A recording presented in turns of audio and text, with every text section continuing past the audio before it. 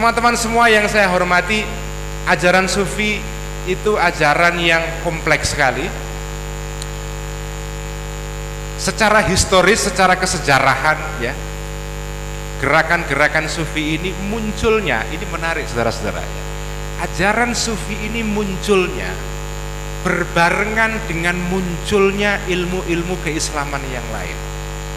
Saya ingin menekankan fakta sejarah ini untuk menunjukkan bahwa sufi itu bukan ajaran yang asing dalam Islam, karena ada banyak orang yang menganggap sufisme itu adalah dakhilun alal Islam, ajaran yang asing yang sengaja diimpor, dimasukkan ke dalam Islam, yang sumbernya dari luar Islam.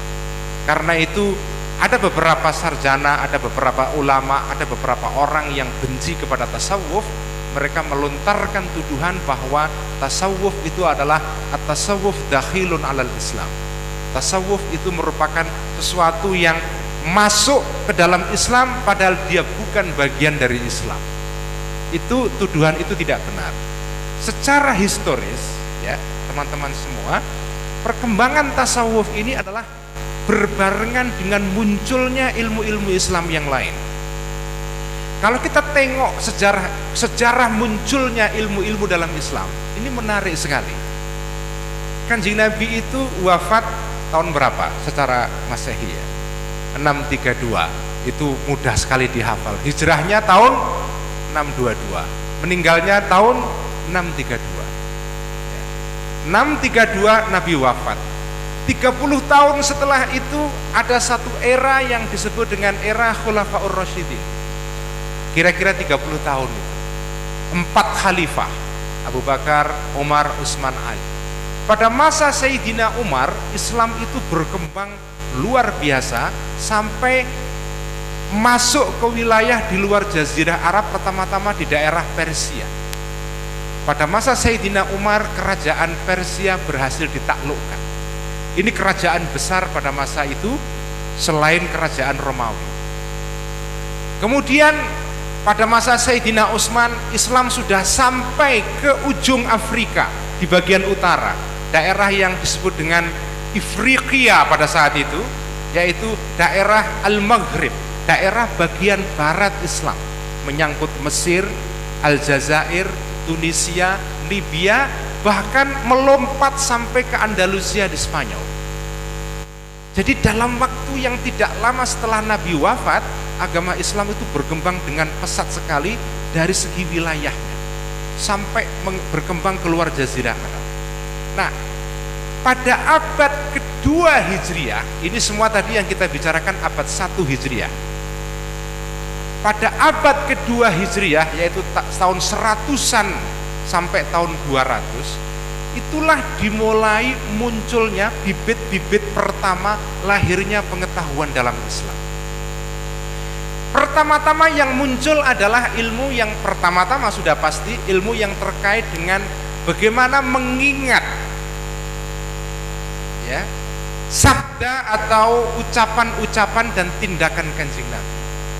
Pada masa-masa awal inilah kemudian sudah mulai ada kegiatan-kegiatan walaupun tidak masif untuk mengumpulkan hadis. Kemudian baru pada abad kedua kegiatan mengumpulkan hadis ini berlangsung secara masif. Pada saat yang sama orang mulai bertanya tentang bagaimana hukum sesuatu ini dan itu.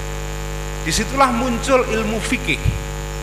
Imam Syafi'i, Abu Hanifah yang pertama kali memulai kegiatan untuk merumuskan hukum Islam, memikirkan tentang hukum sesuatu, bagaimana istimbat berdasarkan Quran dan hadis. Ketika itu dimulai dari abad kedua Hijriah. Pada abad yang sama muncul juga kegiatan yang mengarah kepada tasawuf. Jadi abad kedua Hijriah, saudara-saudara, itu abad yang penting sekali dalam sejarah Islam.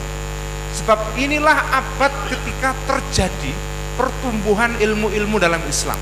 Fikih, hadis, tafsir agak sedikit belakangan. Tetapi yang paling awal itu adalah kegiatan yang berkaitan dengan pengumpulan hadis, kemudian ilmu tasawuf, ilmu kalam. Ilmu kalam itu paling awal. bahkan berbarengan dengan munculnya fikih. Nah, kemudian ilmu tasawuf itu juga mulai muncul pada tahun-tahun pada abad-abad itu, tahun 1100-an sekian Hijriah sampai tahun 200-an, abad 2 dan ketiga Hijriah. Pada era inilah muncul tokoh-tokoh pertama dalam tasawuf. Yang pertama adalah Al-Hasan Al-Basri. Ini salah satu tokoh penting madhab tasawuf dari madhab Baghdad ya. Karena itu disebut dengan Al-Junaid Al-Baghdadi yang meninggal kalau tidak salah tahun 1100. Jadi ini tokoh awal di dalam sejarah perkembangan tasawuf. Ada namanya Ibrahim bin Adham, ada Ma'ruf Al-Karfi, ada seorang tokoh tasawuf yang terkenal sekali namanya Fudail bin Iyad. Ini adalah tokoh-tokoh yang banyak dikutip dalam kitab Ihya oleh Al-Ghazali yang hidupnya kira-kira abad 2 dan 3 Hijriah.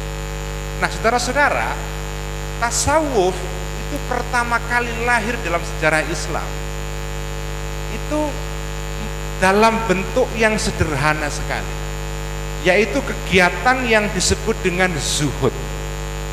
Jadi tasawuf itu pertama kali lahir itu bukan dengan nama tasawuf. Nama tasawuf itu belakangan. Tapi dia lahir pertama kali sebagai kegiatan yang disebut dengan zuhud. Zuhud artinya adalah menjauhi dunia. Zuhud dan ibadah. Karena itu tokoh-tokoh tasawuf dalam sejarah Islam pertama itu namanya bukan mutasawwif atau sufi. Nama awal orang-orang ahli tasawuf itu adalah az-zahid, jamaknya az-zuhad ya, orang yang zuhud, atau juga disebut dengan al-abid, orang yang ahli ibadah, atau an-nasik, orang yang ahli ibadah juga, jamaknya an-nusak. Jadi itulah sebutan-sebutan pertama tasawuf sebagai gerakan. Dan pada perkembangan awalnya tasawuf itu adalah merupakan kegiatan individual, tidak kolektif, tidak merupakan gerakan tarekat. Tarekat itu muncul belakangan sekali. Tarekat itu bahkan belum ada pada zaman Al-Ghazali abad ke-5 Hijriah. Tarekat itu muncul setelah Al-Ghazali ya, setelah abad ke-5 Hijriah. Sebelum itu tarekat tidak ada. Kegiatan atau gerakan tasawuf itu sebagian besar adalah gerakan individual, yaitu orang-orang yang punya concern dengan zuhud, menjauhi dunia, menjauhi godaan-godaan duniawi, dan membaktikan diri untuk menyembah kepada Allah Subhanahu wa Ta'ala. Dan salah satu jalan tasawuf yang awal itu, saudara-saudara, itu adalah yang disebut dengan rihlah. Rihlah itu artinya apa? Jalan-jalan. Tapi ini bukan jalan-jalan pakai sepeda motor ala anak mahasiswa sekarang. Jalan-jalannya sufi itu jalan-jalan dalam kerangka yang dalam istilah sufi belakangan nanti itu disebut dengan suluk. Suluk itu artinya adalah berjalan. Nah, berjalan itu ada dua jenis. Ada suluk zahir, ada suluk batin. Suluk zahir artinya adalah jalan-jalan yang nampak, yaitu jalan kaki, jalan pakai kendaraan berupa unta ataupun keledai. Kendaraan para sufi-sufi itu keledai. Kalau sekarang ya Avanza kira-kira gitu. Ya Avanza itu kendaraan para sufi kalau sekarang, kalau dulu itu keledai. Kalau Innova itu kurang sufi itu apa? Nah, jadi para sufi-sufi dulu itu punya satu ritual yang sangat khas, yaitu rihlah, yaitu jalan-jalan. Jalan-jalan, rihlah atau suluk. Nah, suluk zahir itu berupa jalan-jalan, tapi suluk batin artinya adalah kamu berjalan menuju kepada Allah melalui batin kamu, melalui rohani kamu. Ada seorang ulama yang hidup pada abad 19 Masehi dari Turki, namanya Al-Imam Al-Arif Salahuddin Al-Khani, yang nulis kitab, menurut saya kitab yang terbaik mengenai soal ajaran suluk ini. Judul kitabnya adalah As-Sayru Was-Suluk ila Malikil Muluk. Ini kitab yang luar biasa keren sekali. Nah, saya akan kutipkan ini sedikit agak meloncat-loncat ya. Ajaran beliau tentang suluk ini. Ini menarik sekali sebagai penjelasan tentang apa itu suluk. Nah, ini.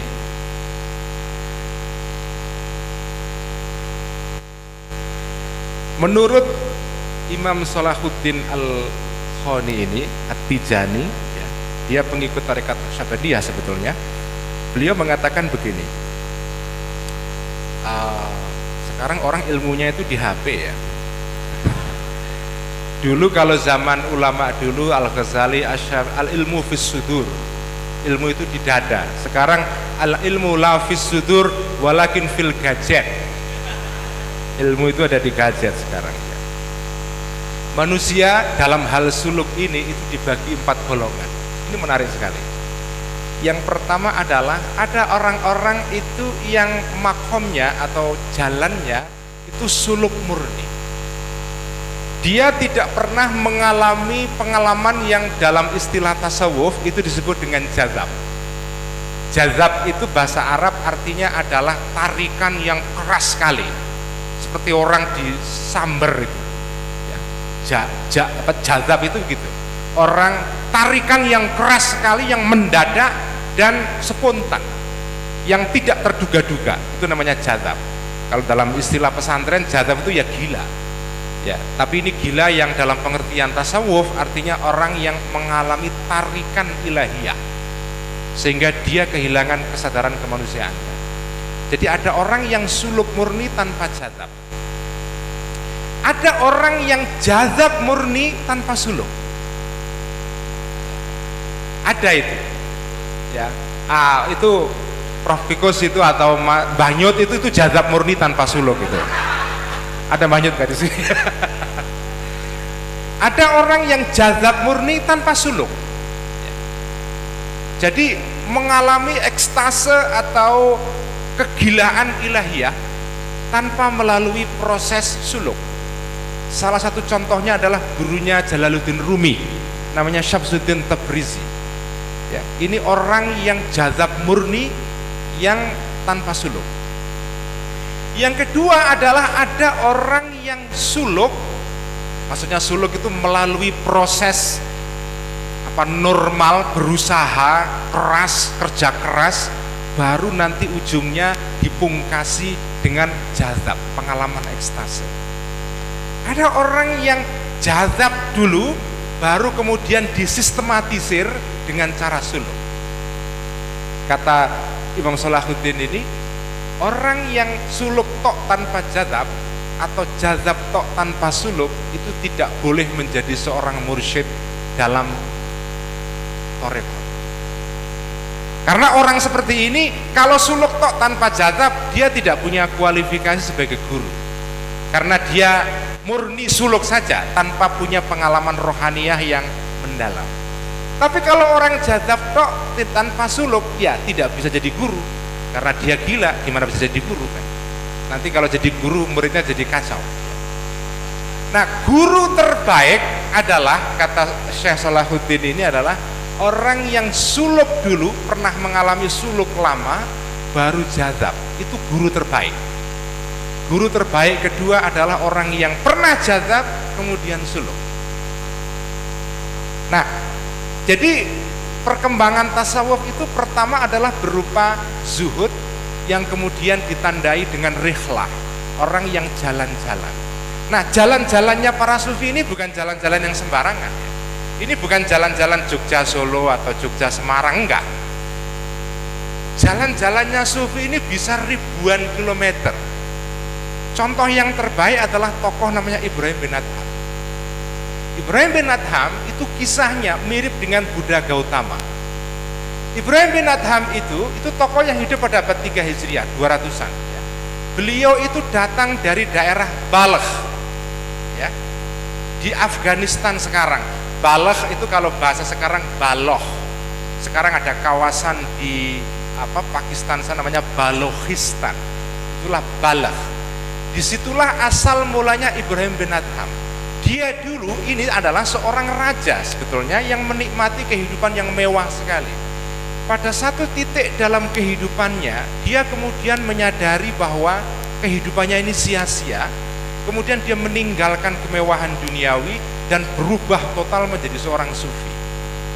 Nah, salah satu kegiatan Abraham bin Adham yang sangat terkenal, dia melakukan rihlah beribu-ribu kilometer dari Afghanistan sampai ke kawasan Persia, ke Baghdad, ke Basrah, ke Kufah, sampai ke Makkah. Itu kalau dihitung dengan kilometer itu ribuan kilometer. Dan beliau jalan-jalan itu kadang-kadang jalan kaki atau pakai keledai. Anda bisa bayangkan berapa tahun perjalanan yang dia lakukan. Dan sufi-sufi awal itu semua hampir sama. Mereka punya ritual namanya rihlah. Rihlah itu bagian dari perjalanan spiritual. Kalau dulu itu dalam tradisi Jawa, misalnya itu direkam dalam Serat Centini, ya. Serat Centini tokoh utamanya siapa namanya? Among Rogo, ya, atau Kiai Cebolang, ya. Kiai Cebolang itu salah satu kegiatan utamanya, dia melakukan perjalanan rihlah dari satu tempat ke tempat yang lain, bertemu dengan para kiai dan tokoh-tokoh. Karena itu kalau saya kalau ada yang tertarik mengikuti jalan spiritual seperti ini, bagus, ya. Tokoh teman saya yang melakukan ini sekarang itu ada namanya Pak Mung Paryono Mung, dari Semarang. Malam ini sebetulnya mau ke sini, tapi karena ada acara haul di Malang di Mbah Mas Duki Malang, ya, bapaknya Gus Samton, ipar saya, dia semula mau ke sini. Ini orang yang kegiatannya hampir setiap saat itu jalan-jalan terus. Ini contoh sufi modern itu, Pak Paryono Mung itu, ya, jalan-jalan. Jadi rihlah itu.